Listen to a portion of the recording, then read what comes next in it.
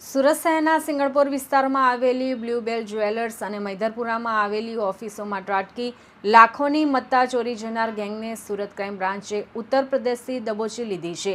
પોલીસે 2 રીઢા આરોપીઓની ધરપકડ કરી તેમની પાસેથી હીરા જડિત સોના ચાંદીના દાગીના, મોઝેનાઇટ ડાયમંડ અને વાહન મળી કુલ 11.73 લાખનો મુદ્દામાલ રિકવર કર્યો છે।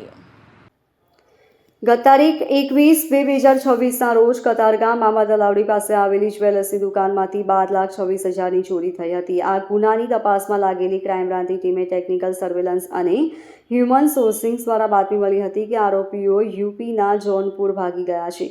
પોલીસે તાત્કાલિક ટીમ રવાના કરી વેસપલટો કરી જોનપુરના બરસઠી પોલીસ સ્ટેશન વિસ્તારના ચતુર્ભુજપુર પુલ પાસેથી બંનેને ઝડપી લીધા હતા। ઝડપાયેલા આરોપીઓમાં કિશન કમલાશંકર દુબે તથા સુનિલ સંતોષભાઈ શાહુનો સમાવેશ થાય છે।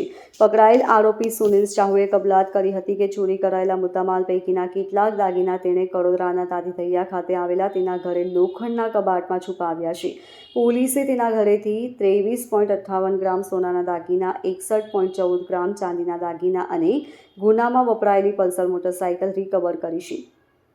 Bureau report LK star news, Surat.